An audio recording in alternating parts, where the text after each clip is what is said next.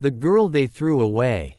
The wind howled through the cracked walls of the clay hut as Awele knelt beside the dying fire, her hands wrapped in cloth to keep the smoke from stinging her eyes. Outside, the village of Umuahia prepared for the harvest moon festival. Children sang, women pounded yams, and the men sharpened their machetes for the ceremonial dance. But inside the hut that smelled of old sorrow, Awele lived like a ghost. She was the girl no one claimed. When her mother died during childbirth, her stepfather, Udo, reluctantly took her in. He already had a daughter, Nneka, golden-skinned, thick-hipped, beautiful, and proud. While Nneka wore bright wrappers and silver bangles, Awele walked barefoot in rags. She was the useless one, the child of shame, as Udo often spat. But Awele never fought back.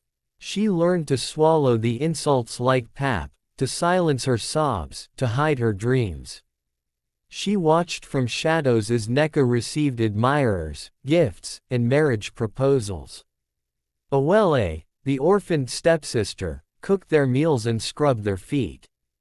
One afternoon, Udo came home with a twisted grin. "You're getting married," he said, his mouth full of palm wine. Awele blinked. Who would marry me? Abina, the goat herder from Oru. He's poor and dirty, but even he is doing me a favor by taking you. You leave tomorrow. Awele's heart dropped. Abina, the man whose name was always followed by laughter. Some said he lived in a hut with no roof. Others whispered he ate lizards during dry season. Nneka smirked from her wooden stool, painting her toenails with red clay. "Maybe you'll fit in well with goats," she said. Awele didn't cry. She nodded and walked back into the darkness of her corner, her thoughts buzzing like a hornet's nest. She had no say. Udo had sold her like cattle and no one cared. The journey to Oru was long. Awele walked barefoot, carrying her only belongings in a raffia bag. When she arrived at the edge of the neighboring village, thunder rumbled in the distance. Abina stood waiting. He was tall and lean, with skin the color of roasted yam and eyes that held shadows. He wore a torn shirt and held a wooden staff. His hut stood behind him, mud walls, no windows, and indeed, a half-collapsed roof. He looked at her and said nothing. "I am your wife," she said quietly. Abina only nodded. "Come inside." Inside, the floor was bare, the air smelled of ash, and the only bed was a mat of raffia leaves. Awele set her bag down and sat, waiting for him to speak. He didn't. He left again, vanishing into the trees, not returning until nightfall with a basket of mushrooms. She cooked them silently. Days passed. He spoke rarely. He worked alone. But he never raised his hand to her. That surprised her. He gave her space, food, and silence. And yet, there was something strange. At night, she would wake and find him gone. In the mornings, he'd return with bruised hands and once, a torn piece of velvet fabric that no poor man should own. She found an old chest hidden behind the cooking stones, and though she dared not open it, she felt it hum with secrets. Back in Umuahia, Nneka bathed in attention. She was about to marry the village chief's son, and a royal wedding was being prepared. Udo bragged at the palm wine joints, calling her his precious jewel. No one remembered Awele. But one old woman in the market shook her head. "That girl," she said, pointing toward the woods, "will return. Mark my words. And when she does, this village will not be the same." If only they knew, the orphaned stepsister. The secrets he buried. Rain pounded the rooftop like a drum, the sound echoing through the small hut. Awele sat in the corner, sewing a torn wrapper, but her ears stayed alert. Abina had left again just after midnight. This time, she had followed. She crept through the trees, heart pounding in her chest. The moon was hidden behind clouds, but she could see his shadow moving fast, like someone who knew every stone and root in the forest. He wasn't going to herd goats. She ducked behind a tree and watched as he reached a clearing. There, a horse black as coal and well-fed waited. Awele's breath caught in her throat. He mounted it with the grace of someone raised among warriors. From a sack slung over his shoulder, he pulled out fabric. Silks. Not rags. Rich man's cloth. What kind of goat herder wore gold-trimmed robes in the dead of night? The next morning, Awele said nothing. But she watched Abina closely. "You're not what you seem," she whispered to herself. He handed her a bowl of cooked yam, then sat across from her. "You followed me," he said suddenly. Her spoon paused. "I saw your shadow." She swallowed hard. "Why are you hiding?" Abina leaned back. "Because the world is not kind to men like me. Not when they want the truth buried."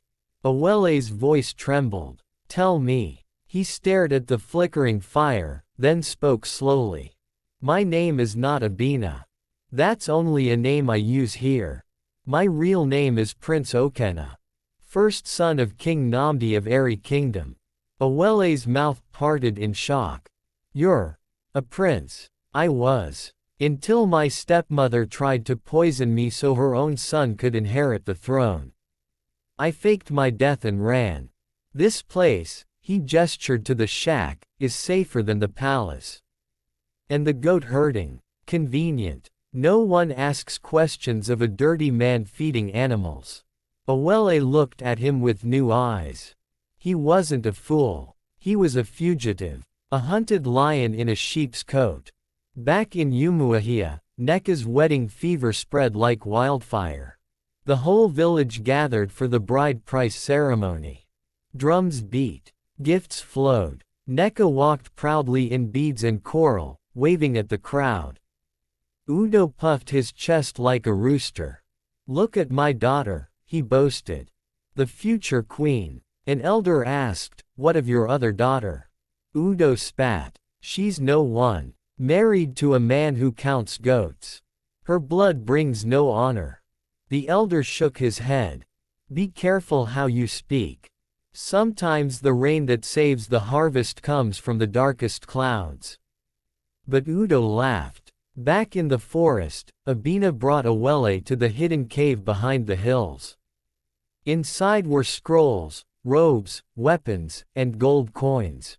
"My father's guard brought these to me before he died. Proof of my birthright." Awele touched the royal emblem. "Why show me this?" "Because you didn't run when I gave you nothing. You stayed. You cooked. You listened. You didn't laugh at my rags. That means more than gold." Her eyes welled with tears. For the first time, someone saw her value. He took her hand. "When I return for my throne, I want you by my side. Not just as a wife, but as a queen." Her breath caught. In that broken hut, with the roof still leaking and smoke in the air, something holy bloomed. Love. Not the loud kind. The quiet, honest kind. But their peace wouldn't last. Because in Umuahia, Neka had discovered a secret, the same royal emblem Abina had shown Awele. She had seen it before. On a broken staff found near the market. She brought it to a seer. And the seer gasped. "This is the mark of Prince Okena. The boy they claim is dead. Child, if this man is alive, your wedding to the chief's son means nothing." Neka's face hardened. She had spent years mocking her stepsister. She would not let her come back and wear the crown. Not if she could bury her first. If only they knew, the orphaned stepsister. A throne in flames. The sky was the color of ashes when Abina placed the royal sword in Awele's hands.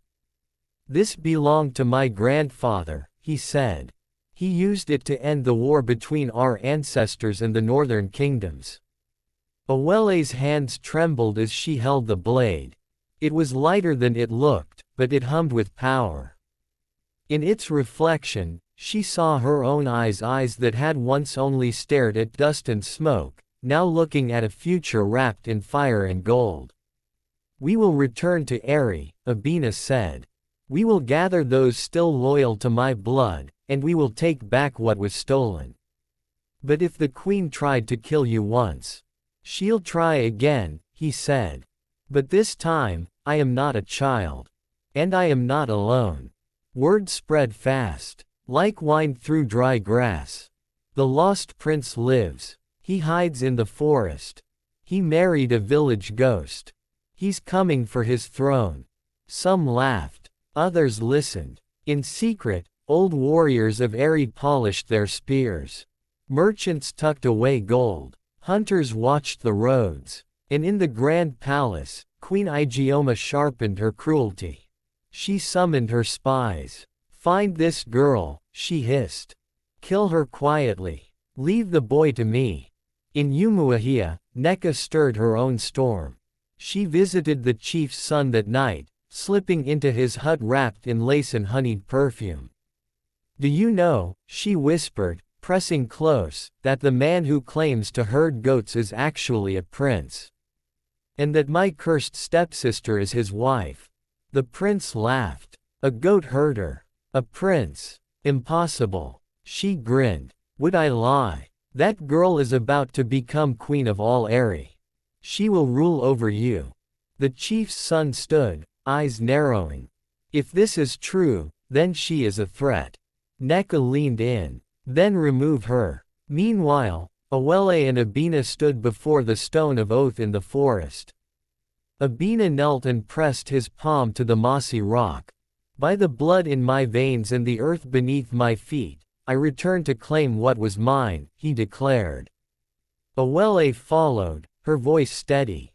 "And by the pain I was given and the love I now carry, I rise with him not as a servant but as his equal." From the trees, elders emerged, three, cloaked in brown robes. One blind, one scarred, and one with a voice that echoed like thunder. They bowed. "Welcome home, Your Highness," said the scarred one. 2 nights later, the attack came. Awele heard the crack of a branch, then the hiss of fire. Abina pulled her out just as the roof of their hut collapsed in flames. Men in black masks rushed forward. Abina fought like a whirlwind, spinning the royal blade in arcs of fury. Awele held her ground with a wooden staff, striking one attacker in the throat. But there were too many. "Run!" Abina shouted, blood on his face. "Get to the river." She ran through the trees, branches slicing her skin. Behind her, fire lit the sky and screams rose like spirits of the dead. She reached the riverbank gasping, only to find Neka standing there. In her hand was a knife. "So it's true," Neka said, her voice shaking. "You the servant girl, the ghost of our hut, married a prince." Awele stared at her. "What do you want?" "What I always wanted. Everything. You will not take it from me." "You had everything," Awele said softly. "But you threw it away trying to become someone you're not." Neka lunged. Awele dodged, grabbed a branch, and struck. Neka fell into the river, coughing, bleeding from her forehead. Awele dropped the branch and backed away. She didn't want blood. She wanted freedom. Abina limped toward the river, bruised and bleeding. "You're alive," he whispered, falling to his knees before her. "We both are," she said, pulling him close. The river behind them ran dark, and the forest was still. But ahead there was a kingdom waiting. In Eri, the palace gates began to shake. The prince was coming home. But he wasn't coming alone.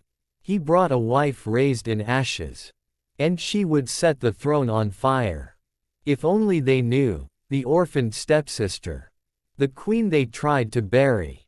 The golden gates of Eri Palace had not been opened in a decade, not since Prince Okena was declared dead. Ivy curled through the bars. Guards in crimson cloaks stood like statues, unaware that the ghost of their true heir was at their doorstep.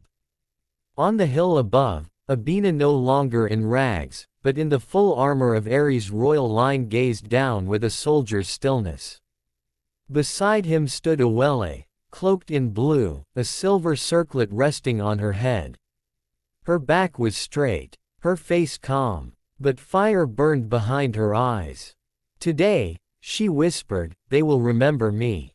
Within the palace, Queen Igioma stood on her balcony, sipping spiced wine. The festival below drummed loudly celebrating her son's false ascension. The people danced, unaware that their true prince had returned, walking among them like thunder in human skin. Suddenly, the drums stopped. A new sound rolled across the courtyard. Horns. Ancient horns. The kind only royalty could summon. The crowd turned. Abina marched into the courtyard, flanked by warriors dressed in the lost regalia of the true Eri bloodline. Behind them, elders and villagers followed, chanting his name. The queen's goblet fell from her hand. "Seize him," she shouted. But the guards hesitated. Some dropped their spears. Others stepped back. One even knelt. Abina stepped forward. "I am Okena, first son of Namdi. You know my face. You know my voice. You know your true king." The crowd erupted. Queen Igioma's voice cracked. "Lies. He died in the fire. I saw the ashes myself." "No," came a voice from behind her. She turned to find one of the oldest palace guards, Skoro, the one-eyed, standing with a scroll. "I buried the boy's tunic, not his body. The king made me swear to protect him. Now my oath ends." He handed the scroll to the chief elder. "Abina's birth records. Royal seal intact." The people gasped, then cheered. The throne was his. But Abina did not move to sit. Instead, he turned to Awele. "Bring the queen forward," he ordered. Awele stepped slowly across the courtyard, each footstep thundering like judgment. The queen was dragged before her, trembling, makeup running. "You tried to kill a child," Awele said. "Then you mocked a girl because she had no name. No jewelry. No father to fight for her." Igioma snarled. "You think you're better than me." "No," Awele said calmly. "I am better than who I used to be. That's enough." She turned to the crowd. "This palace broke me. But I rose. And now, I will build something stronger." The elders asked Abina to sit on the throne. He looked at Awele. "I will not sit alone." Gasps again. "She has no royal blood," one elder whispered. Abina's voice boomed. "She has the kind of strength royalty cannot buy. She stood by me when I had nothing. Now she will rule with me." He extended his hand. Awele stepped up to the throne. Together, they sat. Neka watched from a corner of the crowd, her head wrapped in cloth, her pride buried. No one recognized her. No one cared. Her beauty was no longer currency. Her words, no longer sharp. She wept quietly. She had mocked the wrong girl. Under Awele's rule, orphan girls were given homes. Widows found shelter. Servants were paid fairly. The laws changed. They called her Queen of the Ashes, the woman who rose from smoke and dirt to shape a kingdom. Children sang her name under moonlight. Men knelt not just before their king, but before the queen who had once slept on raffia mats. She wore her scars like medals. And every time she passed the mirror in the palace hallway, she smiled not for what she had become, but for what she never let destroy her. The end.